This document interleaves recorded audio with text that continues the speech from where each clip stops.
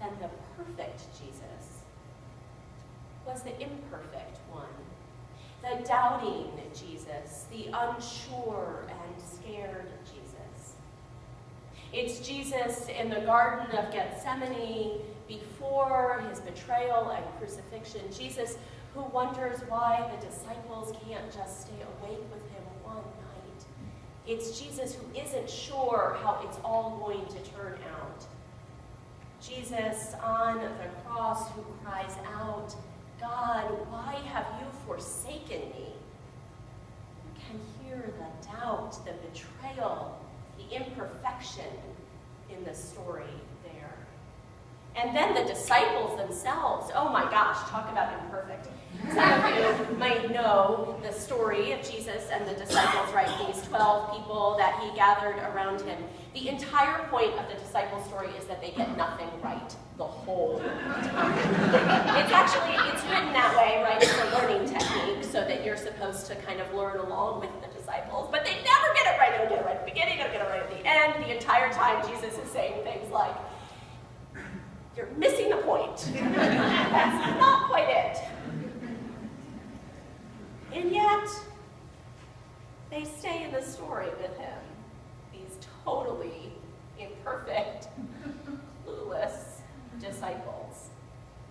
What speaks to me about the Jesus message, the Jesus story, what I came to finally after those years of struggling with it and wondering about it in seminary, is the welcoming of the imperfect, the foolish, the outcast. Jesus' followers, not just his disciples, but the people that were with him and people in the early Jesus movement before Christianity became the Church of the Empire, you know, when it was just sort of a bunch of really outcasts, rejects, this ragtag group of people who weren't allowed in, weren't allowed to be at the table.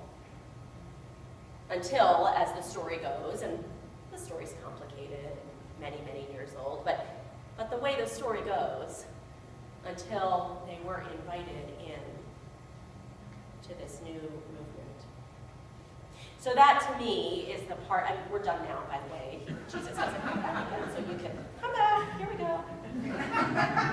But that's the part about Jesus' story that's interesting to me. The same kind of thing that's interesting about Robert Griffin III. So imperfect, so flawed. Griffin himself is a deeply religious person. He often talks about how God guides his path and is the center of his life. But I actually think that within that framework, he might also be an ethical culturist.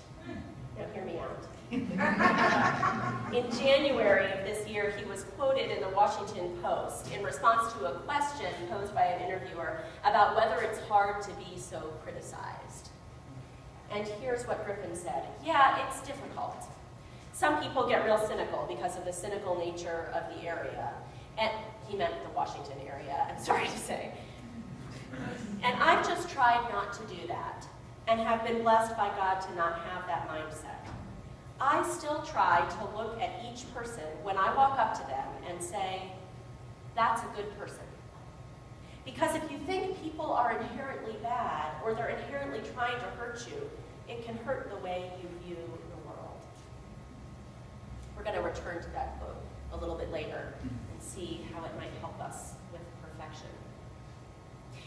Because here's the thing for most of us. We tend to be pretty good at figuring this out for other people, this imperfection thing. Many of us, I hope, imagine that others might not be perfect. And yet still, it's hard to imagine that we ourselves aren't perfect. To imagine, especially, I think, that our life doesn't follow quite the plan, quite the arc we thought it would when we were the second NFL draft pick from the pool, for instance. It's hard, I think, when we look around and see that for whatever reason, something in our life isn't exactly like we thought it would be, or perhaps it's nothing like we thought it would be. Perhaps it's actually really pretty imperfect in that moment. And so the question is what we do with that. I've heard a lot of platforms in my day. I've given a lot, I've heard a lot. And one of them sticks with me probably more than any other. I think about it regularly. It was a platform given by our own Barbara Searle, also a few years back. Some of you might have been there for it. I have the image, I'm a visual person, and I have the image so seared in my mind. Barbara was talking about the life she imagined she would have when she was a young, high-achieving scientist, when she had entered into a PhD program and saw before her this whole arc of her life. And she made a graph on a flip chart of what she thought it was going to look like. And of course, I mean, what do we think when we're 20 that our life might look like? Perfect, right? And then she talked about how her life had unfolded, which was different than she had expected. She decided science wasn't actually the field for her, and so she left it entirely. Am I getting it right, Barbara? She left it entirely. And she had another graph that showed how her life felt a few years after that. You know, when she was in her 30s, maybe. And she had realized that it wasn't going to be shoop, and instead it was sort of shoop, boom. I think we all have those moments, those boom moments in our life. And so she talked about what she ended up doing with her life. Barbara ended up being the ombudsman for the World Bank, so it kind of worked out okay. All these things that she hadn't imagined at all in her early 20s when she expected this shoo life of a scientist. And so she had one final flip chart. Now, I think when Barbara gave this platform, it was just the year that she turned 80. And so she had this, she had her age along the bottom of the graph. And she showed finally what her life had been so far. And so there was a shoom and then a boom and then an up and down and up and down and up and down. And then I'll never forget this, there was a starburst at the end when you got to 80. She didn't know what might come next, but it would be something amazing, or not, or different, or wonderful. I remember thinking what a gift that platform was to the young adults who were in the hall that day, who were looking at our lives, and perhaps we were thinking they'd be like this, and it's helpful to have a reminder that it's this instead. Or maybe we were on the downswing and needed a reminder that we could go back up, that even a life that isn't perfect can have lots of beauty and starbursts at the end. There's an ethical culturist who's a member of the Philadelphia Ethical Society and future of ethical societies as well. He's a young adult. And he wrote a beautiful little poem, a haiku, made me think of our wabi-sabi story and the haiku in that story this morning. It's called Kintsukuroi. Christian Hayden wrote these words: I tattooed the scars inside of me and out.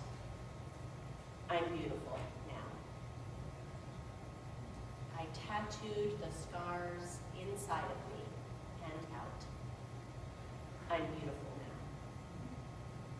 now. Kintsukuroi, the title of that haiku, refers to the Japanese practice of filling the cracks in a bowl, if the bowl falls and breaks, filling the cracks with molten gold.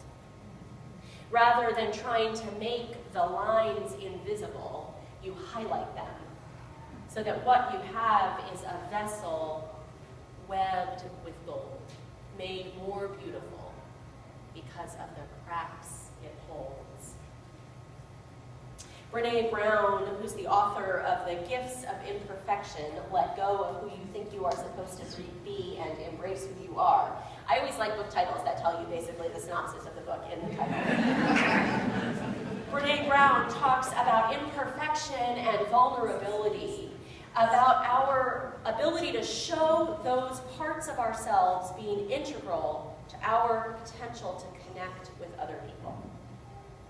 That's why RG3 got so much more interesting to me when he got more human. When life didn't go the way he expected it might go. There was a comment during my internship. Remember that one I told you about? I was amazing and perfect at it? One of the criticisms that I got from someone was that I seemed too poised on Sunday morning. And at the time, because as you recall, I was perfect, I thought it was kind of a throwaway comment, like, what, that is ridiculous. I'm too poised, there is no such thing. But the longer I serve, the more I am aware that it's the times when I am able, or when I just am, not poised, not perfect, when I am able to show that deeper part of who I am, that I'm able to connect more deeply. So good news for all of us in that connection battle. I don't know that any of us are perfect. How do we embrace this for ourselves? What does it have to do with our own religious and ethical tradition? We're going to come back right at the very end here to that quote of Griffin's. The one that I said made it clear he was also an ethical culturist. Do you remember? Here's how it went. He was talking about criticism. And he said, yeah, it's difficult. Some people get real cynical because of the cynical nature of the area, and I've just tried not to do that and have been blessed by God to not have that mindset. I still try to look at each person when I walk up to them and say, that's a good person. Because if you think people are inherently bad or they're inherently trying to hurt you, it can hurt the way you view the world. I had a great conversation recently with someone about inherent worth and judgment, about how it is that you're able to remember to believe in inherent worth when people make choices that you feel objectively just aren't great ones, or really deeply imperfect choices. And I said, well, that's the trick. You don't have to believe in inherent worth. You attribute it. That's what we talk about in ethical culture, that we attribute or affirm the inherent worth of someone else, even when we don't see it at all. And I think that's exactly what Griffin is talking about in that quote. He says, I still try to look at each person when I walk up to them and say, that's a good person. He doesn't say they appear to be good people to me, they act like good people, they've proven to me that they're good people. He says, I walk up to them and I just say,